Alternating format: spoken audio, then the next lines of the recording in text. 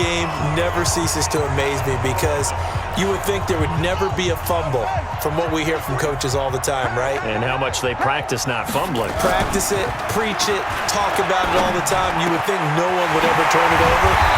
Yet they are humans out there running around, and we just saw another one. Opportunistic by the defense.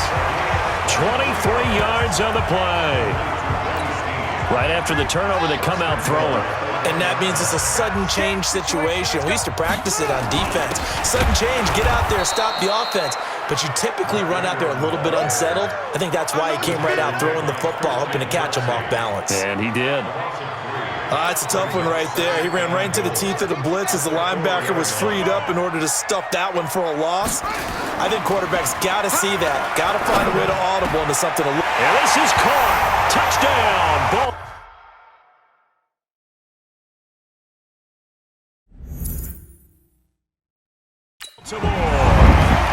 Willie Snead there to make the grab as his guys are able to strike first here in this opening quarter.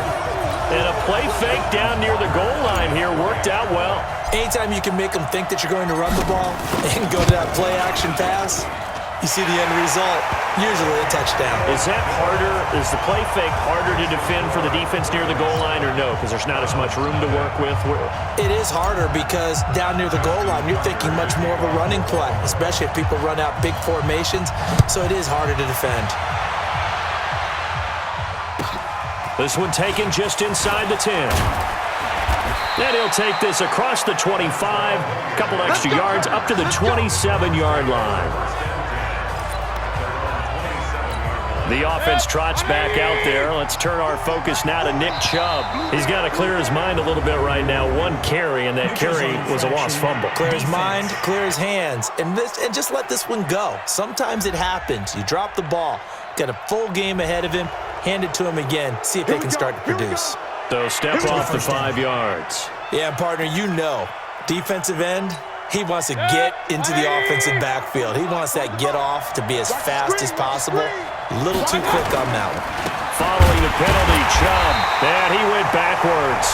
He'll be down at the 30. That sends him 2 yards in the wrong direction and leads to second down.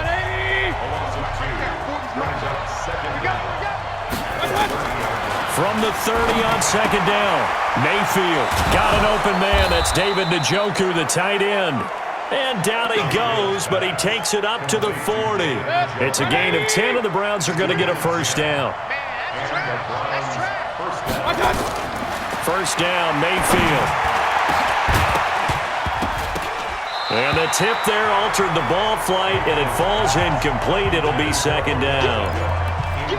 Well, it doesn't take any great analysis, no jokes, partner, okay? All right, on this one. But we just know that we're going to see this as the game moves forward. There's going to be 2 guys on him on just about every snap. It's kind of a dare to throw his way, but they have to keep throwing his way. The benefits could be great. You throw it to a great receiver, he could come down with it anyway. An interesting and intriguing decision there defensively because they kept extra DBs on the field despite seeing the multiple tight end look that came out for the offense. I thought they were going to switch out of it. Trying to get it to Beckham, and it's intercepted. Picked off at the 46. But a huge return as he'll take this one all the way down inside the 30-yard line.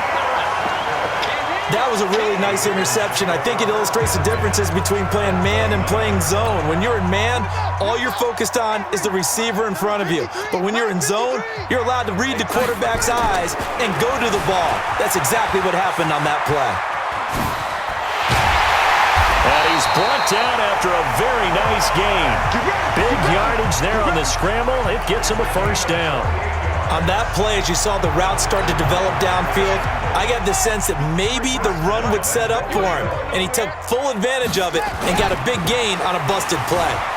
And he will score. Touchdown, Baltimore.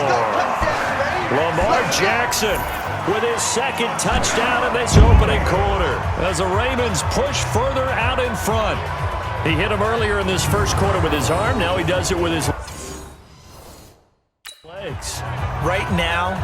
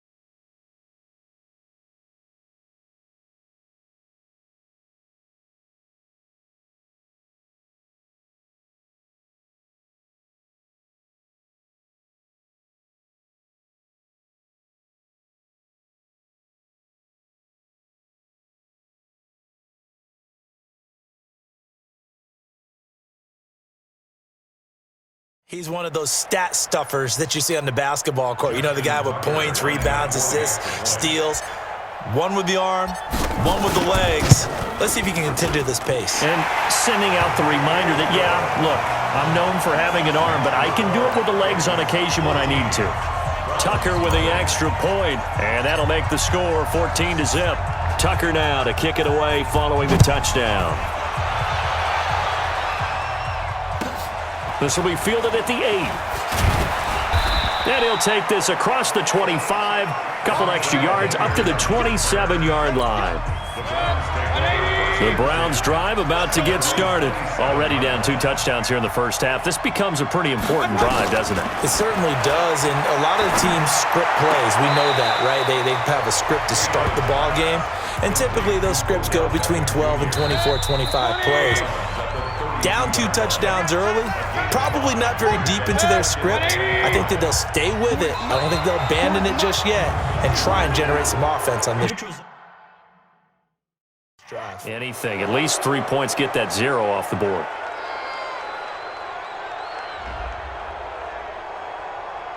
Jumpy on the right side of the line. Sometimes when you're on the end, a little bit farther away from the ball, any type of movement will get you to jump, and that's exactly what happened there. Mayfield now. And he gets it to his running back, Nick Chubb. And he'll be brought down shy of the 40 at the 38-yard line. A gain of just a yard, but it's a first down. So here's a 1st and 10 at the 38. Johnson on the counter. And he'll just plow right into a host of tacklers. Nothing there at all, and it'll be 2nd and 10. So after the run for no gain, here's 2nd and 10.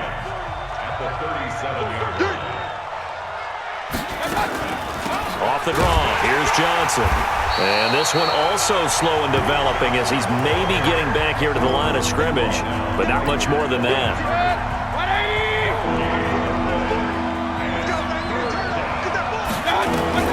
On 3rd down, Mayfield. Nowhere to escape, and he goes down. Michael Pierce, in all of his 340-pound glory, gets the sack. Well, someone's been up to the task so far in this game. They are already up a couple of scores, Brandon, and guess what? I think they're just going to pin their ears back now and get upfield and get after the quarterback. Been such an impressive first half to get that lead. And 9 yards there on the return following a punt of 47. And the Ravens, they'll take over. Now the Baltimore offense heading back out onto the field. It's been a good first half so far. They're up 14-0. Points here, they could really put him in command before intermission. Nowhere to escape, and he goes down. The #1 pick, Myles Garrett, coming in to drop him. And they need to work to at least get some of this yardage back after the sack. 2nd and 19. Here's Jackson. And this is going to wind up incomplete. The coverage there too strong on the deep ball, and now they face a 3rd down. An incomplete pass on that last play, and that means they'll need to come up with something here on 3rd down. Out to his left. But there was pressure all around him, so the only play was to try and get out of there. I think it was an excellent effort by him just to get back to the line of scrimmage. Now they're going to fake it from deep in their own territory. And this is incomplete. A huge gamble, and it does not pay off. Terrence Mitchell right there on the coverage. Anytime a fake doesn't work, we usually focus our attention on the guys that were unsuccessful.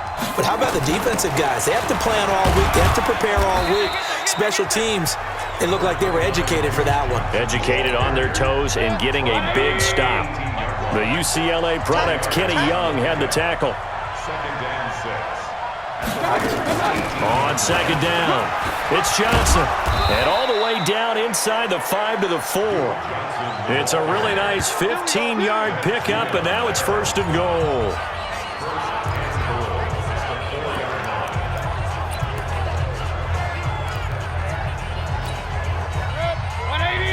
We remind you that coming up at halftime, we'll pay a visit to Jonathan Coachman. He's in Orlando, and he'll have our EA Sports halftime report. Throwing, Mayfield. In trouble, and he'll go down back at the 12. Tim Williams just would not be denied. That's a loss of 7. So they get pushed back to the 11, and here's 2nd and goal. Mayfield looks to throw. And this one incomplete. Too much contact to hold on to that one, and it's 3rd down.